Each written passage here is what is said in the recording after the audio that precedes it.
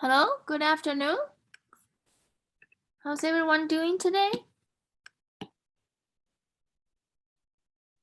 Good. All right, let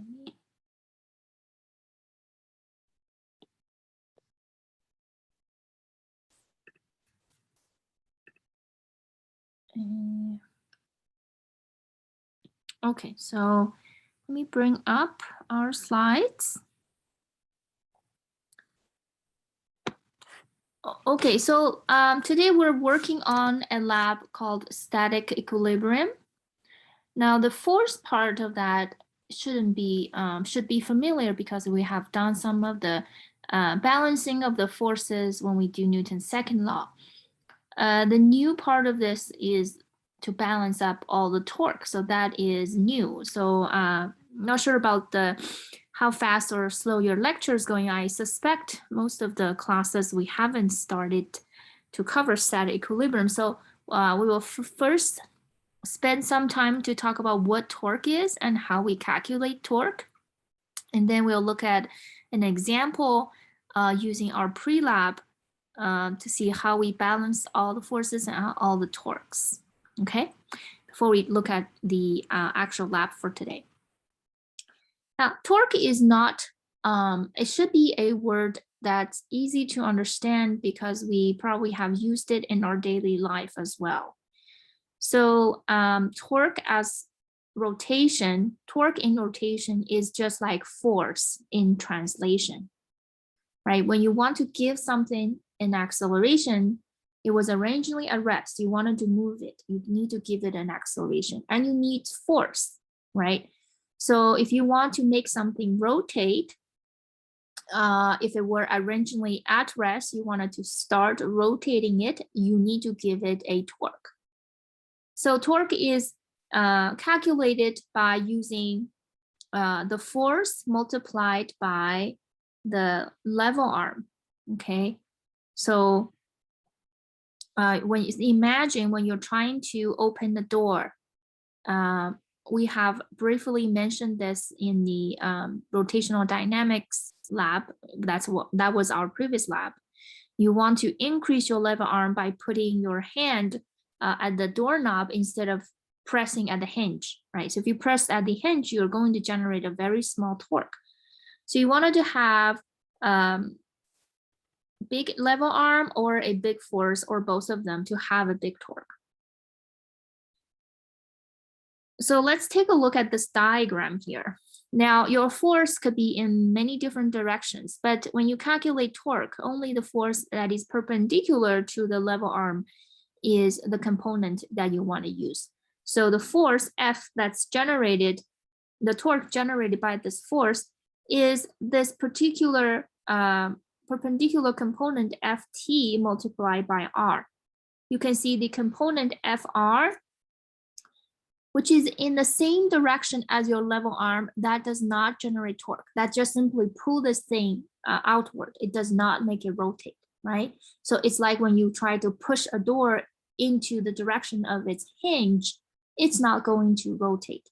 You need to apply a force that's perpendicular to the hinge so that it can rotate.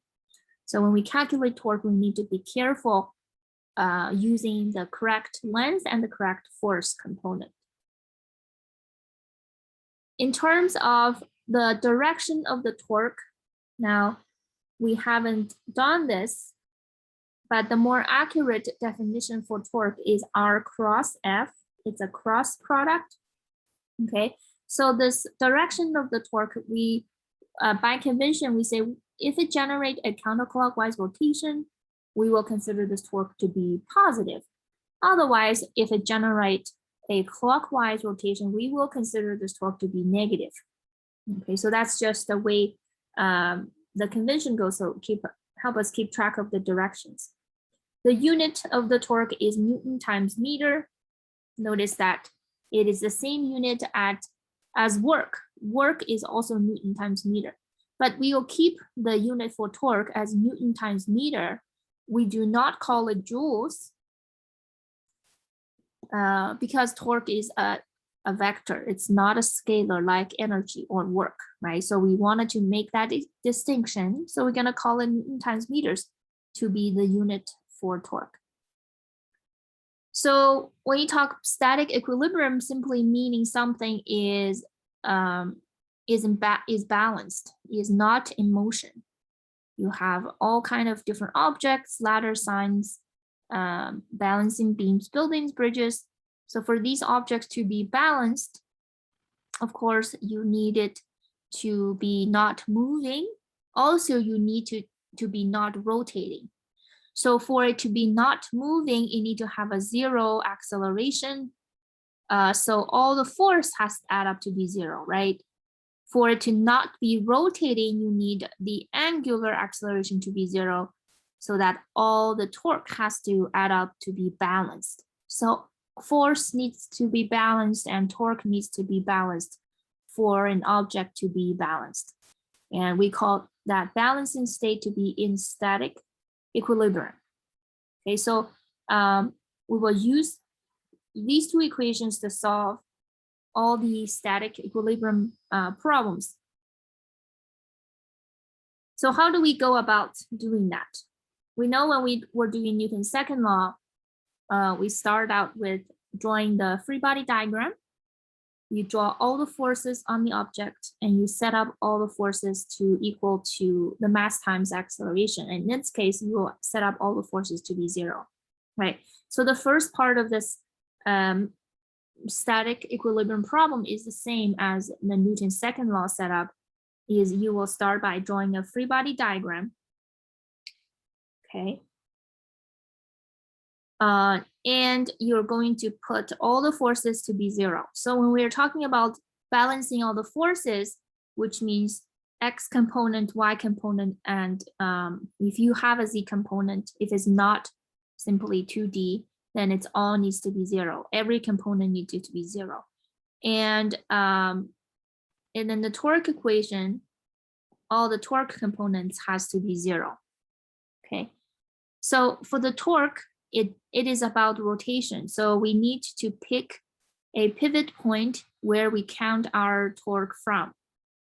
For example, you can say, well, where is the pivot point? Is it to the center of this pen, in which case it will rotate like this, or it will rotate up and down. But you can also pick a pivot point which is like this, so in which case it will rotate up and down like that. So different pivot points will give you different level arms. And which point that you choose is totally up to you. We will choose it so that it's help us simplify as much as possible. So let's take a look at a concrete example. It's really hard just to talk about the method in abstract terms. So we're going to look at our pre-lab to use this as an example to see how we are going to balance all the forces and all the torque. Okay, so now we have a seesaw where two children are sitting on it. So you can have there are two different masses. They have different weights, okay? So they are in static equilibrium. So all the forces has to be balanced and all the torque has to be balanced, okay? So to start out with all the forces to be balanced, we need to draw a free body diagram, right? So for static equilibrium questions, you balance the forces, which means you will draw a picture with all the forces labeled. We call it free body diagram. Well, for this particular case, they already draw it for us. There are three forces involved. Two of them is the weight of the person. That's the gravity, and that's pointing downward. There's upward force, which is a normal force provided by the pivot point pointing upwards. So there are just these three different forces. And we can set up our force equation to make them go to zero. And then we can set up a torque equation to make them go to zero. So why don't we do the force first? Because this one is simpler. So we're going to start with our force equation. Can you guys help me expand the force equation. How do I add up all the forces to be 0? What should I write? This is sum of the forces to be 0. So how should I sum all the forces?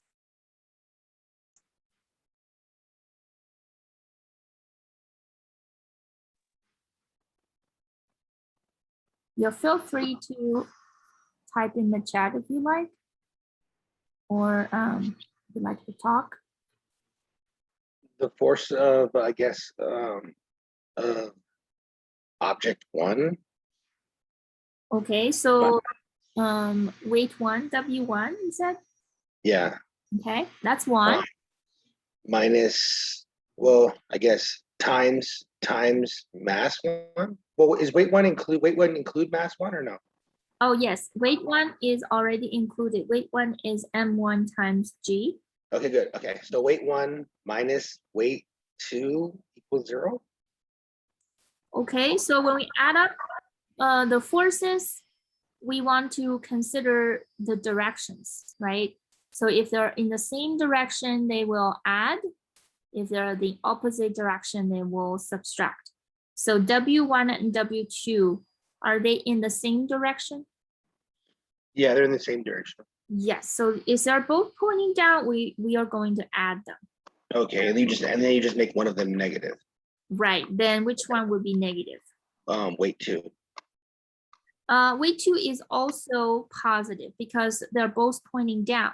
Well, depends on which one do you want to define to be a positive direction, right? I think that's what you were trying to get at. Yeah. They're always positive or negative, depending on whether they're in the same direction as the positive direction you defined. So we can just define downward to be positive. So W1 and W2 are both positive, right? Because they're both pointing down. Okay, and FP is pointing upward. So I should write minus FP. Yes, that's correct. Very good. Minus FP. So this is exactly how I will write a force equation to balance all the forces, because there are, at this point, they're in static equilibrium, so they should all add up to be 0, which means the balancing beam should provide a force that is 2 persons' weight, okay? Which makes sense. If you're both sitting on it, then it should be able to support both of you. So FP is W1 plus W2, and we can calculate that. W1 is M1G, W2 is M2G. You can plug in the M1, M2 to solve this. Okay, so that's actually, we answered part C. Okay, so that is a force diagram. And let's now talk about torque. So we want all the torque to be balanced. And there are 3 different forces here, which means there is a torque generated by the weight of child 1. There's a torque generated by the weight of child 2. And there could also be a torque generated by the force from the pivot point. I'm gonna call it P, torque P, okay? This is the Greek letter tau, right? Okay, so if we can write them out one by one, then they can all add up to be 0. But we need to know how to write individual torques. So to write down a torque, you have to pick a pivot point, because without that pivot point, you cannot really talk about rotation without talking about relative to what point that you are rotating. Okay, so which point do you guys want to pick as our pivot point?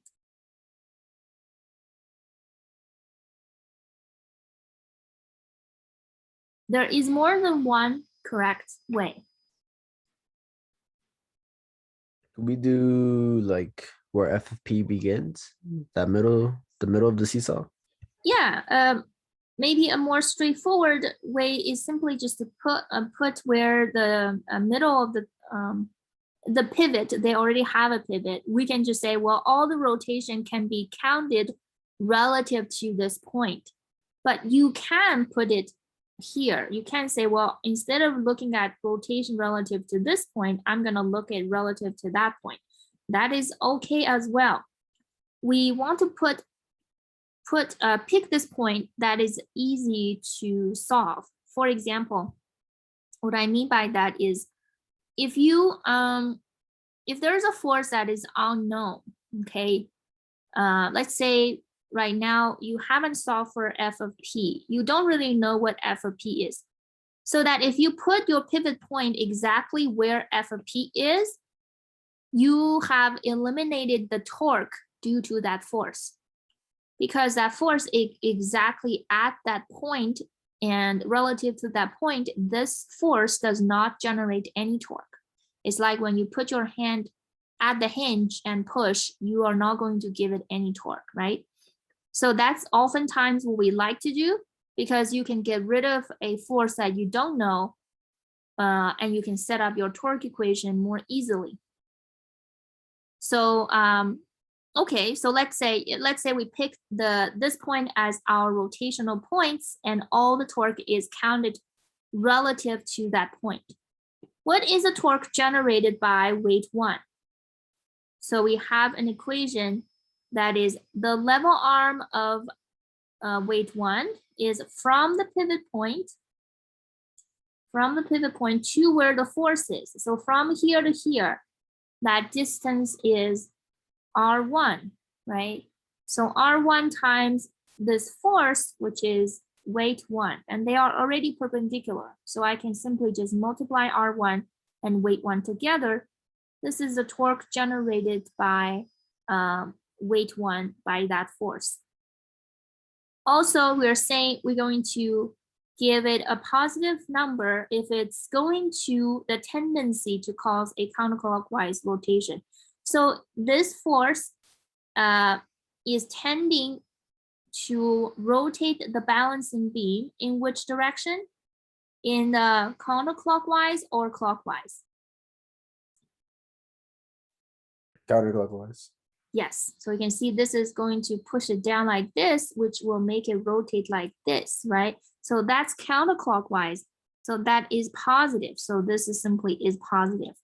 If we were to plug in numbers, we will write R1, it's 1.6 meters times weight 1 is M1G. So you'll write 626 kilograms times 9.8 meters per second square, so that you can calculate the torque by this weight 1. Torque 2, okay, is similar using R2 times weight 2. And torque 2, should that be positive or negative? What direction is the rotation the torque 2 is trying to generate? It's going to push down and make it rotate this way. And would that be positive or negative?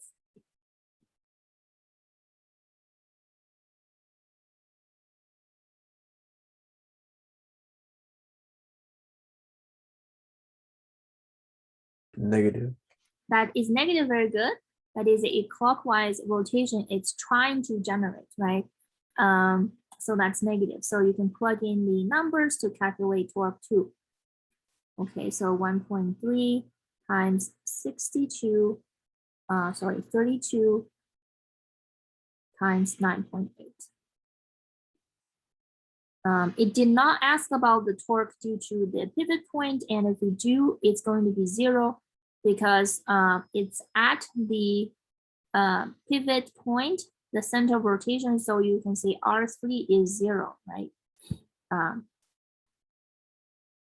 So here, if you add these two torque together, if these two are add up to be 0, then the torque equation is satisfied. So this is what we're going to do in our lab. We're going to balance all our forces, and we are going to balance all our torque. So let's go back to our lab. Before I leave, are there any questions about how we pick a pivot point and how we calculated the torques and balance the torques and the forces? Right there in the parentheses, after torque 1, you put like a little parentheses there. You put, is that AW? Is that? Oh, this means counterclockwise. Oh, okay. That's what you put. W. Yeah, Okay. sure. Thank you for asking. All right. Thanks. Okay, let's go to our lab.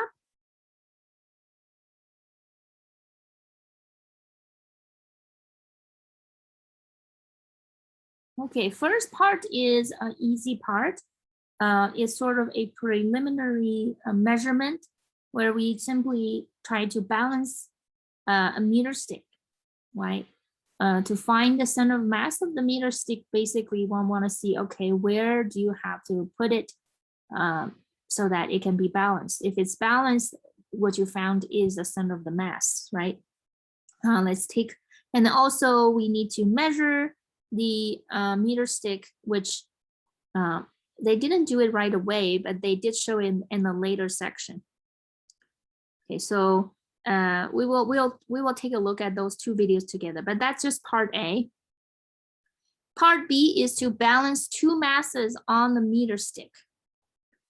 So you can see this is kind of like the seesaw question we have looked at, right? You can view the clamp is where your pivot point is, and you have two different masses. They are placed at different places, so they all have different level arms.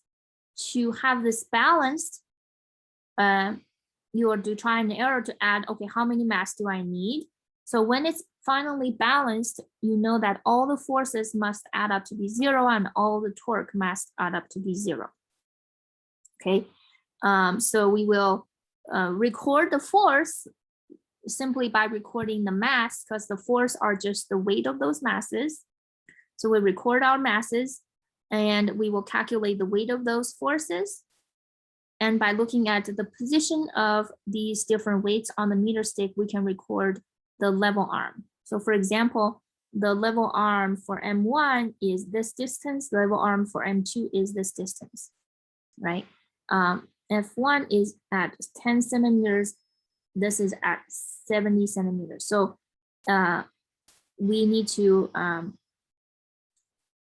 find what the center of the mass is so that we can find the level arm. So if the center of the mass is at 50 centimeters, which means this distance is 40 and this distance is 20. But it may not be exactly at 50. That's why we did part A and trying to figure that out. So let's combine this with viewing our actual video to see if we can fill out this, knowing what to record for these different tables. So let me switch to my video. Part A. So now they're going to find the center of mass of the meter stick.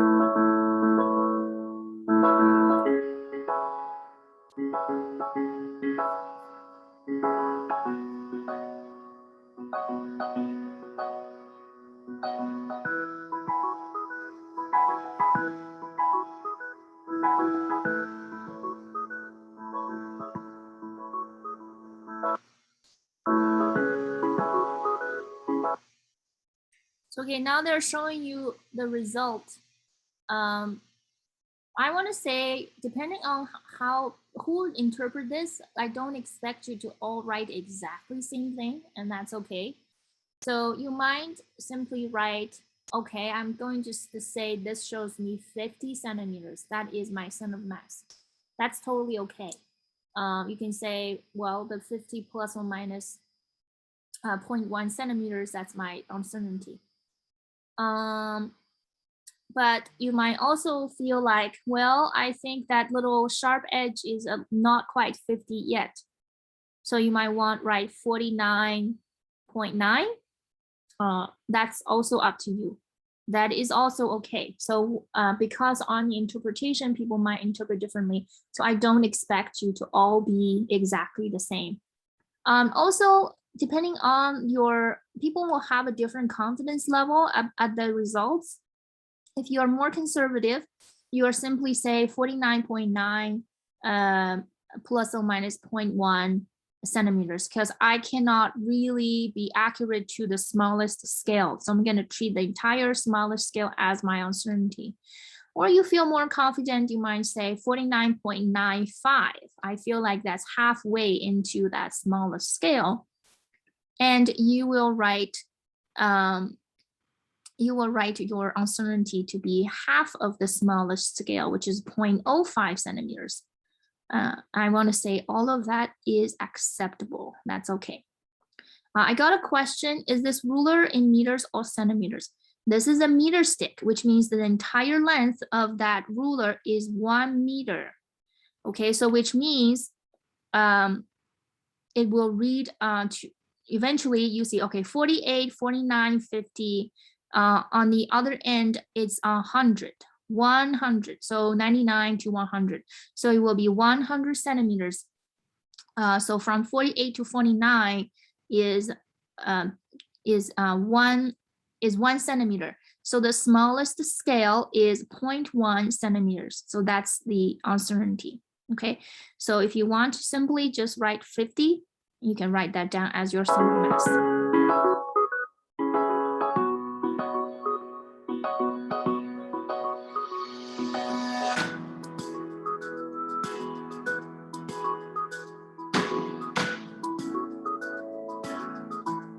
So they're going to put 200 grams for M1. You can see that's 0.2 kilograms. That's already put in your data sheet.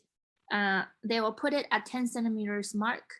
And then they're going to try to find what is the best, how much weight do you need to place at 70 centimeters in order to balance it.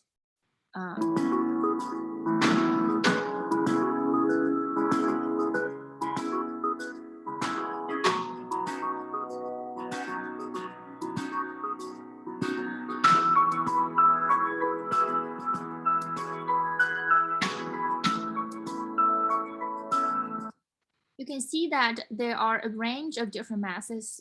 Both will be balanced. So in order to get the M2, they want to find that range. The smallest mass you can add so that it's still balanced, the maximum amount of mass and weight you can add so it's still balanced. So you can find a minimum and maximum value. You will find the best value to be what you will record as M2.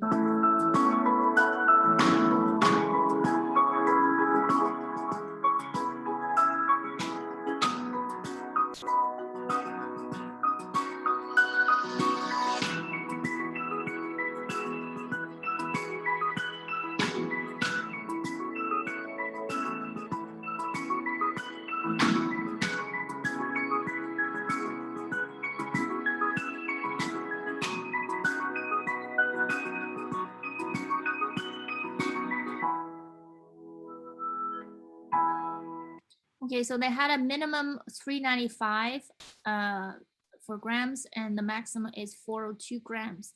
So how do you get the best value from this?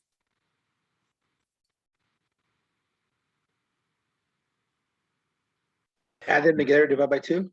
Yes, very good. We find the average will be your best value. Excellent. And then you can also do the max minus min divided by 2.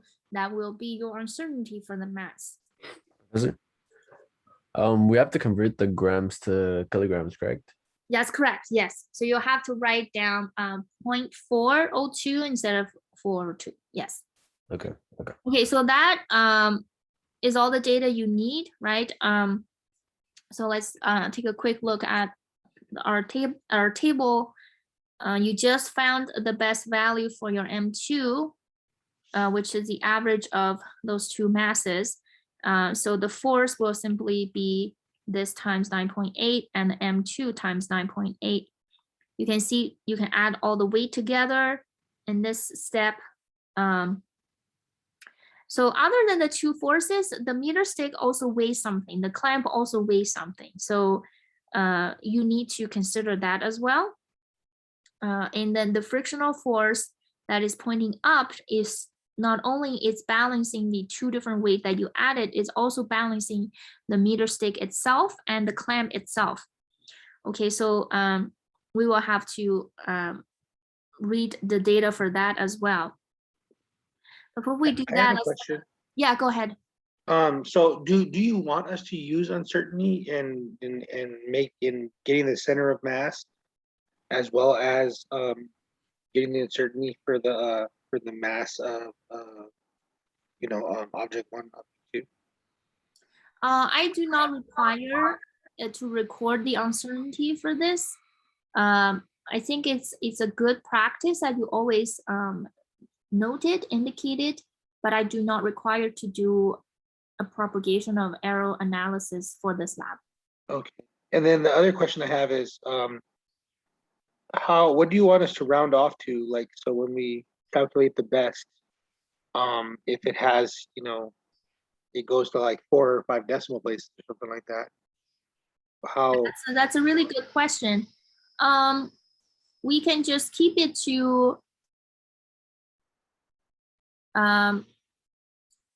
like I said, depending on the uncertainty. Yeah. Yeah, so uncertainty depends on what the uncertainty is. So if your uncertainty, the first number is a 1, then you keep 1 more decimal place. If the uncertainty, the first number is 3, then you only keep 1 decimal place, right? You don't need a second place. So depending on the uncertainty, then you will round off your best value to be consistent with that. Does that make sense? Yes. Okay, very good question, Edward. Okay, so now that's 10 and 70, and let's just say you had recorded that as 50 centimeters, right? Which means this F1 will have a level arm of 40 centimeters, that's 0.4 meters, and this will have 20 centimeters, that's 0.2 meters. Okay, 0.4 and 0.2 meters.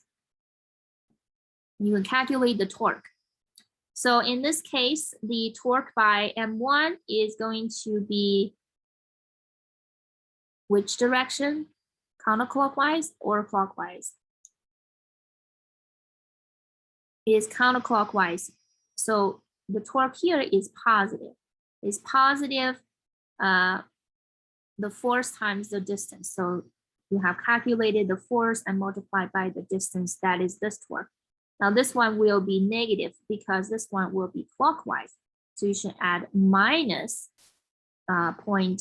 Well, actually, I didn't know what the M1 is, but it's going to be a negative number here. Okay, so when you add up all the positive torques and all the negative torques, they should add up to be 0. Okay, because we have taken data when it's balanced. You can see that the torque for these two forces are 0 because these forces are exactly at the pivot point, so it does not have any level arms. So level arms is 0, so all of these are 0. I have a question, Professor. Yeah. How do we get the centimeter? The second row? Which one? Distance from cm. Oh, because the center of mass is at 50. You can say 50, or if you wanted to say 49, that's also okay. Because it's at 50, so from 10 to 50, that's 40 centimeters. That's why. Oh, okay. So we're just subtracting it then. Yeah. Mm-hmm. Oh, okay. Okay. So for the second part, for the torque part of that, you put what did you put plus 0.2 times 9.8? That's the force. Yeah. So at this stage, you will calculate what that weight is, right? Okay. And you multiply by the level arm. Yeah. Oh, I was trying to figure out why'd you get the 0.2. Is that just some number you threw in there, or? Oh, that's just this mass. Oh yeah. Okay. Sorry. You know, you could have No, like I got it. Okay. calculated already. No problem. Okay. So this is when they are putting the clamp at the 50 centimeters. And then the next stage, they're going to shift it away from the center. They're going to shift the clamp to be at 30 centimeters, and they will repeat this experiment. So let's go and take a look at the next stage. Let's go back to our video.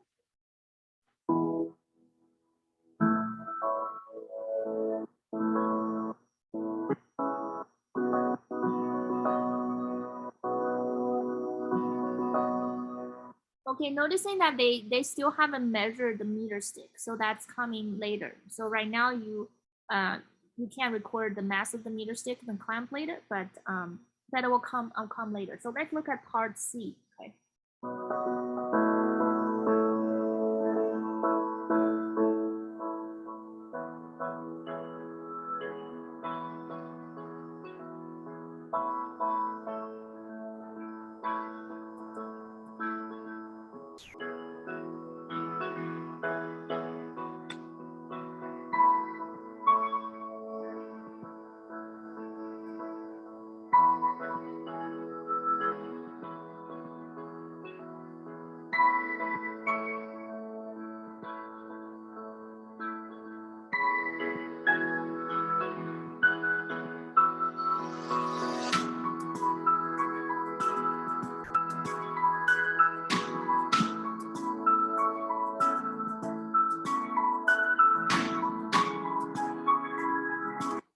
Okay, so you can see that this step is just like the previous step, except your pivot point is off center now. Okay, so everything stayed the same.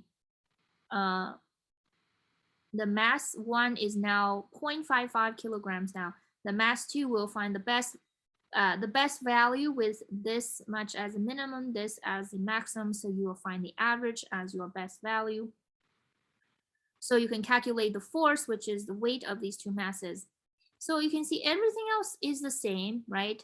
You find the distance. Now the distance from 10 centimeter mark, this is a 10 centimeter mark, to the center of the mat, to the where the clamp is at 30. So this distance is 20 centimeters. So here you will write 20 centimeters. This you will write 40.4 meters.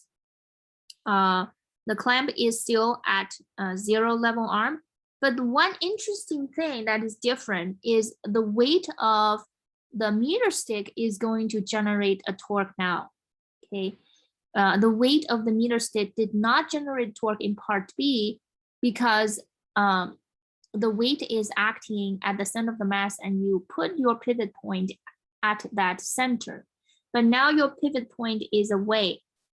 So right now, what is the level arm for weight of the meter stick? What is this distance? Can you tell me? This is your level arm for the meter stick's own weight.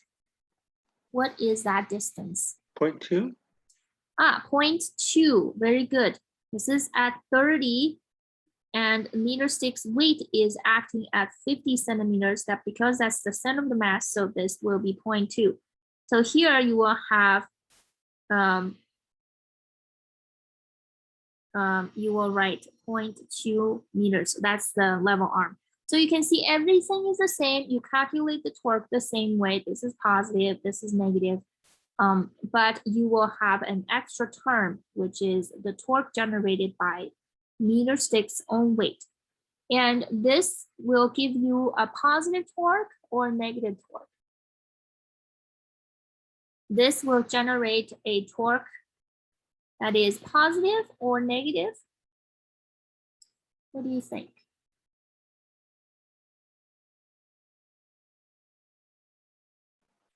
Negative as well? Negative, yes. Relative to the pivot point is going to try to rotate the meter stick clockwise, and that's negative. So this is also negative. But everything else, the calculation is just the same as before. And when you add up all the positive and negative torques, they should all be balanced. So that's the third part. The last part is not really any data that they will show, but it's sort of a simulation. It's not really a simulation. It's just a balanced thing that they have done, and they took a picture, and then also there's a printout of the simulation.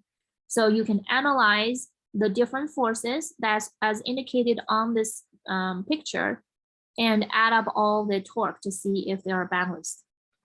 Okay.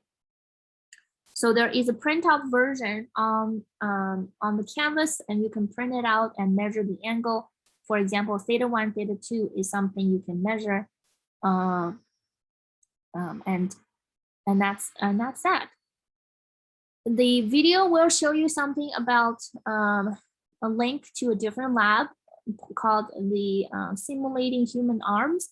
That is not for our class. That will be for the 1210, the biology majors, physics class. So you can ignore that. Don't worry about it. We are still working on this bridge simulation. Okay, so we can record some of this data together. It's just that you know what to write. So for example, F1 is a tension through the pulley, and tension 1, there is a mass M1 hanging right here. So do you guys know what F1 is? What should I write for F1?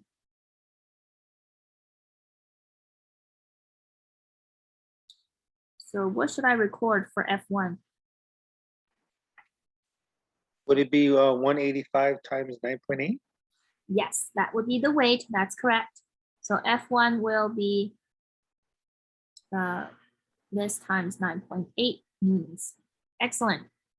And what about the position of F1?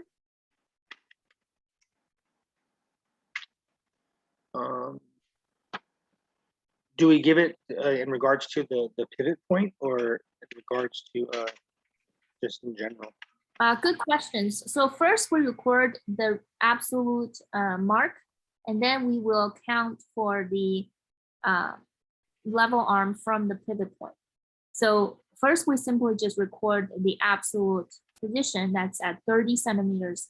And then we will say, well, relative to the pivot point, what is the distance? And that's a really good point because you can choose a different pivot point. So here we say, let's just choose our pivot point to be from the center of the mass.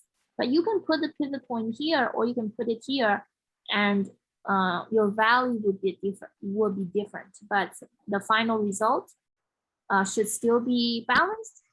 All the positive, negative torque still be balanced. So this will be at 30.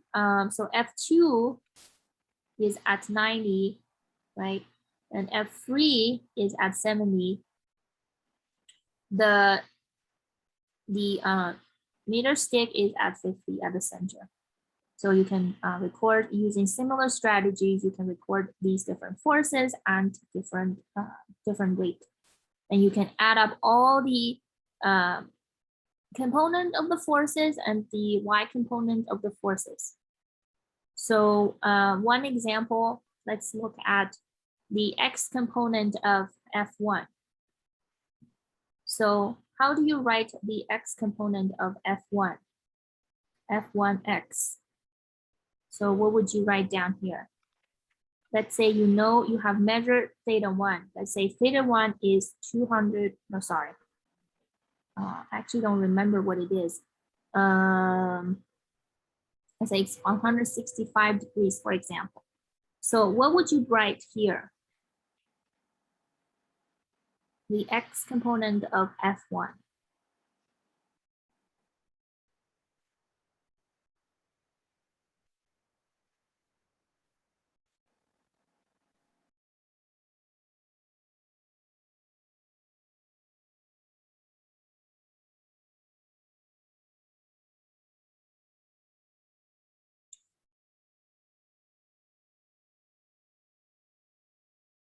Any thoughts?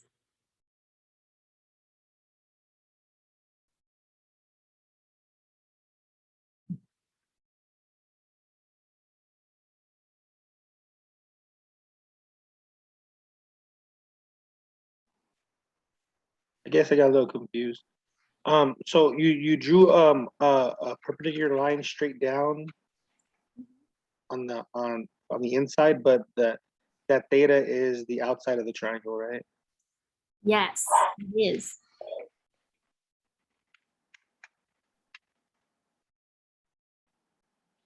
So I want this force. So wouldn't it be great if I give you this angle instead? Yeah, we can get that angle though, because it's 180 minus 165. Ah, okay. So let's say this is angle alpha, and alpha is 180 minus theta 1. So given alpha, what would you write for f of x? F of x is F1 times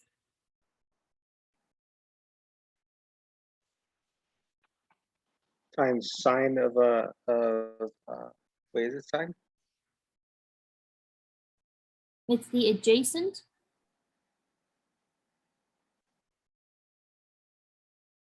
So that's cosine. Yes, so the cosine of alpha is f1x over f1. So f1x is f1 times cosine of alpha. Now, noticing that you will have to define a positive and negative directions. If you had defined to be, now this one you have to pick yourself. Let's say if you define to be right to be positive, then you should put a minus sign on this. So minus f1 times cosine of alpha. And it turned out to be cosine of negative cosine alpha is simply cosine of theta 1.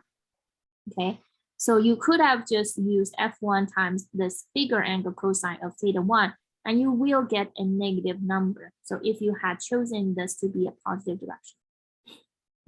But if it's too confusing and maybe introduce possibility to make more mistakes, simply just calculate the alpha first and then treat this as a negative direction. So the y component will simply be pointing up, and let's say up is positive, will be positive f1 times sine of alpha. Okay, and you can do the same for the rest of the different forces. So this is the last step. This is simply a bridge simulation. You don't have to read anything off the video. You simply download the bridge printout that's posted on top of your video. All right, so that's all we have for today's lab. Are there any questions about the data collection and how to analyze it?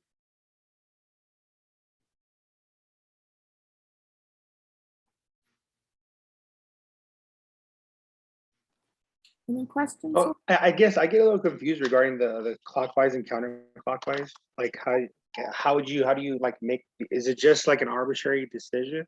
Because Oh, very good question. Whether it's counterclockwise or clockwise, also depending on where is your pivot point. So take a look at this. This is my pen. I'm saying I'm holding it is the pivot point. So any Okay, force hold on. that's trying to push it down, you can see it has a tendency to make it rotate clockwise. So any force that's pointing is trying to point up has a tendency to make it rotate counterclockwise. Okay, can you show that again? Because I was actually like I had full screen to what you were showing before, and so I didn't see what you're showing right now. I can see you now. Yeah, So, I'm showing my okay. pen. I'm Yeah. saying this force pushing down, you can see it's trying to make it rotate clockwise.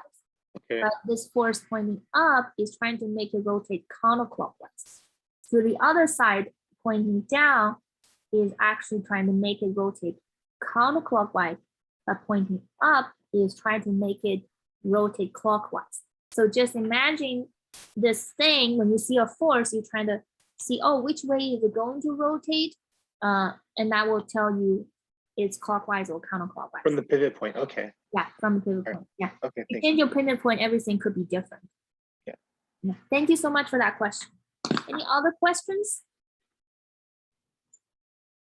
Okay, so just to reiterate, to find the x component of f of x or f of x, Okay.